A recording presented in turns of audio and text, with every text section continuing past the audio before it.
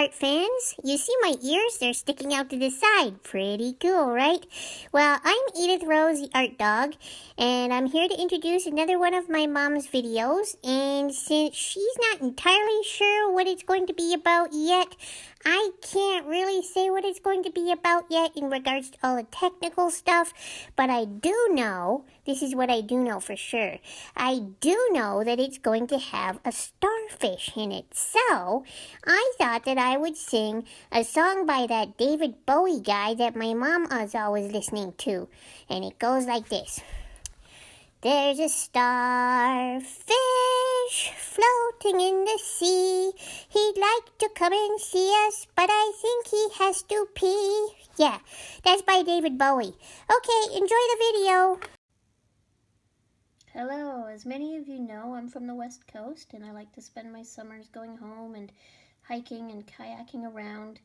I love to see the nature and go up to things and observe them, and so one of the things I like to see in my kayak is tidal pools. And my YYC Doodlebugs prompt for the day is star. So I'm going to do this sea star, or starfish. I borrowed a photograph from Alamy, which is a copyright-free photo site, because I don't actually have very good photos that I've taken on my phone from a kayak. So this is a sea star hanging out with these sea anemones, number one, and these sea urchins. And I haven't quite fully decided how I'm going to do it, but I'm going to show you a few different steps along the way until I finish the piece. I'm starting the piece on pastel paper because I want to use both pencil crayon and possibly pastel. And this Strathmore 400 series pastel paper works really well for pencil crayon as well as it does for pastel. It has a little bit of a tooth, and it also comes in different tones, which can give you a little bit of a ground to work on. So I'm starting my image on this sort of sea green color because I am doing an image of the sea. I'm also using my pencil crayons, and these are my trusty Prismacolors that I've had actually for over 30 years, although some of them I've replaced numerous times because I just keep using them. When you use Prismacolors, because they are a soft core pencil lead, you want to make sure that you use a good quality pencil sharpener, or else your leads will just constantly break. I've started my starfish. Let's call them Patrick. I don't know why, but I've used a number of different pinks to try and build up the layer of the sort of rich, vibrant, pinky, magenta purple that the sea star is. And I've told you about using complementary colors to neutralize and darken images without going in with the black. So I have used a green, which is the complementary color of red, and pinks are sort of basically a light version of red or a light version of a purple. So I'm going to try a technique now where I use alcohol to blend these together. The alcohol that I'm using is just a rubbing alcohol, which you can get at the drugstore.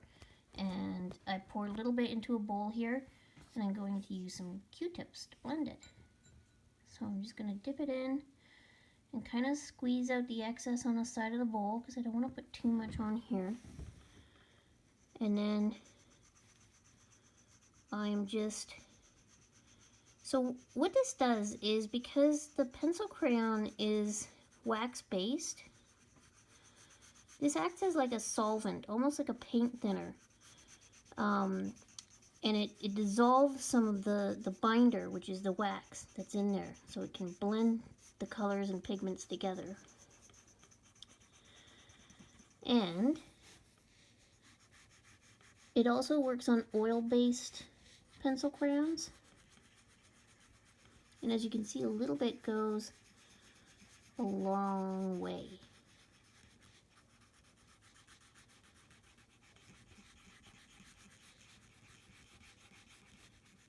You can buy actual solvent for this. However, solvent is expensive and you need to work in a really well ventilated area, whereas with the alcohol, it just kind of stinks. Just make sure you don't mix up your alcohol bottle with your water bottle, because then you might get in trouble. So I'll put this on time lapse.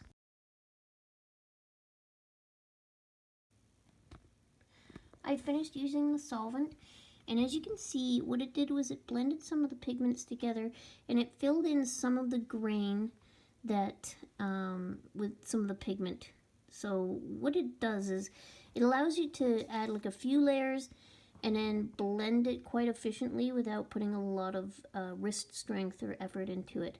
I will show you some other techniques such as burnishing that do require more effort, and you might not want a fully blended effect. You might be happy with the grain standing through, but because this is sort of a hard, starfish are actually quite hard and scaly. If you pick them up, I used to pick them up all the time as a kid.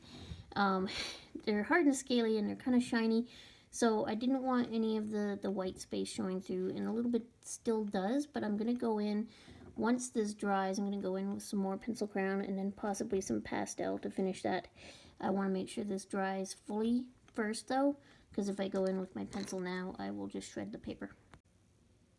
I'm starting to work on the sea anemones now, and this is nowhere near done, but I'm laying down color and I'm going to work with it and add more pigment and add more layers.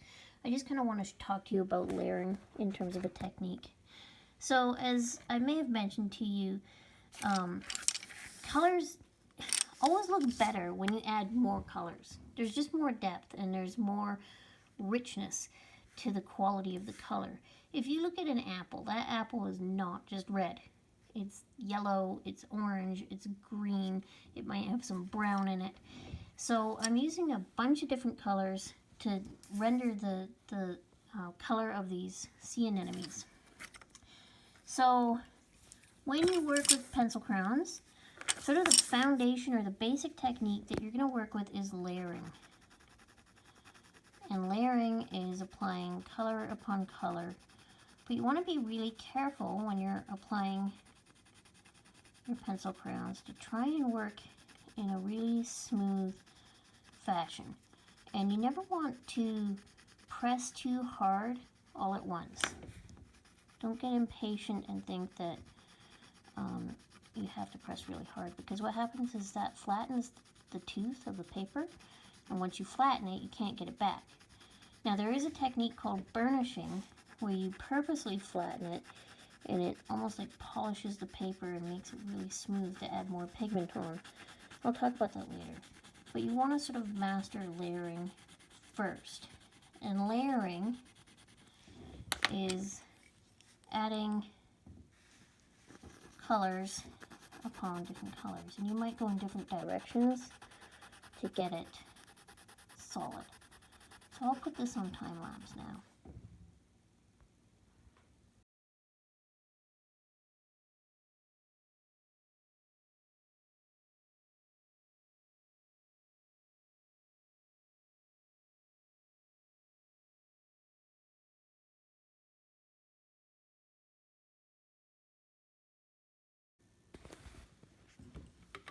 So I've layered these, and what I was trying to show you with my thumbs up and weird charades was that it's always better if you work with a pencil that is sharper than dull, okay?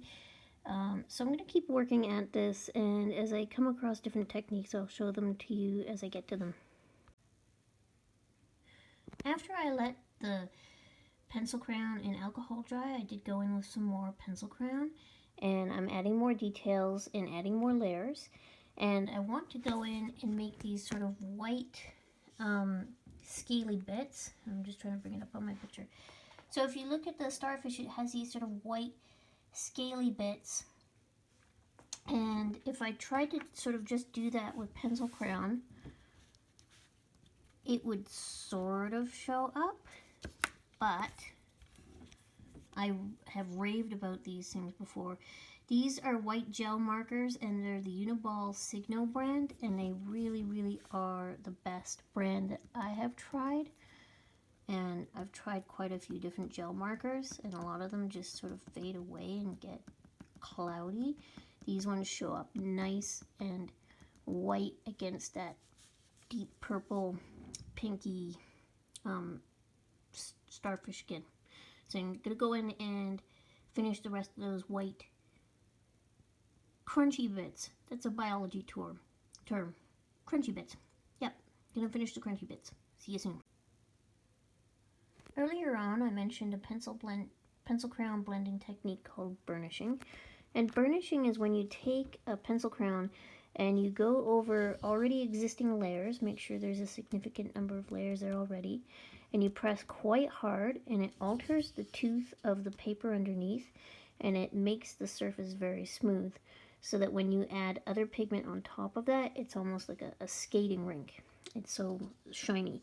I don't do this technique a lot anymore because it is quite hard on my wrists and I have chronic wrist pain.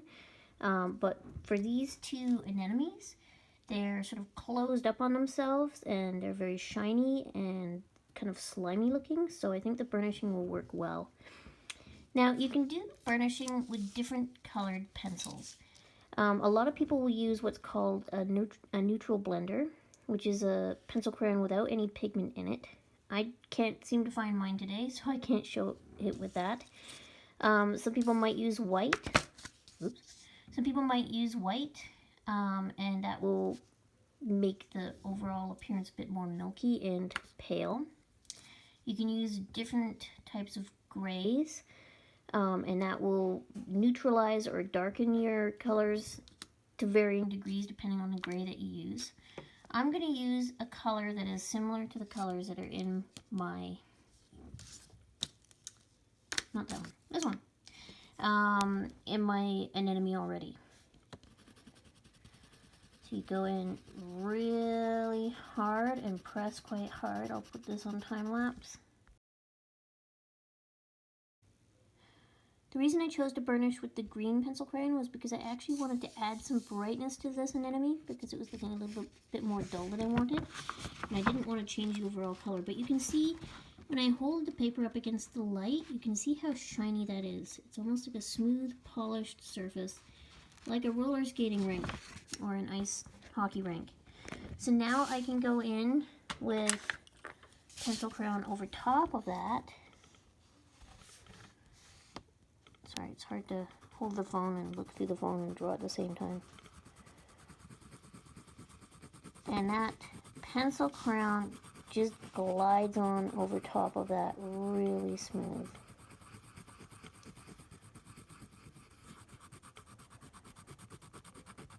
Now when you do this, you can run the risk of getting what's called a wax bloom. And what that is because the pencil crayons are wax based, what happens is the wax gets released and comes to the top. You can actually just kind of wipe that off with a paper towel. It's not as end of the world as it seems. Anyway, I'll come back to you at the next stage. I'm going in now with some chalk pastel, which isn't going to sit on top of the pencil crayon as well as it would sit on something with a high level of tooth, but it will still work. And it's just meant to illustrate how, you know, people have this idea that mixed media is some crazy new thing that involves a lot of creativity, and it really isn't. You can go in with as many different types of medias if you want, and as long as they're compatible with the paper, they should be fun. They should work. And, you know, if they don't work, then you've learned something, okay? And it's part of the discovery process. So I really, really do encourage you to try and develop your own techniques and your own media combinations and share those with everybody. Let me know what you're doing, what you're trying. You might try something that I've never done before, and then I can learn something. So, I'll come back to you when I get more done. I'm nearing almost finishing this starfish piece, and I've gone in very quickly and done the background with soft pastel or chalk pastel. And the reason I did that is because I wanted to get it done quite quickly, and I wanted to get sort of the granular nature of the seabed. I basically used my soft pastel and I blended it a little bit with a blending stump. Before I go in, I want to spray it with fixative first, before I put my final layer in. But before I spray it with fixative, I want to tidy up some of these edges. Sometimes I tape the edges, and you know, you're never going to get all of it, the pigment gone, but if you use a kneaded eraser, you can usually pick up most of that medium. So I'll go do that and then I will spray it. I've cleaned these edges about as well as I can. And I've actually sneakily gone in with another medium. Can you tell what it is? I'm not going to tell you. You have to figure it out. And it's just, it's in the spirit of playing.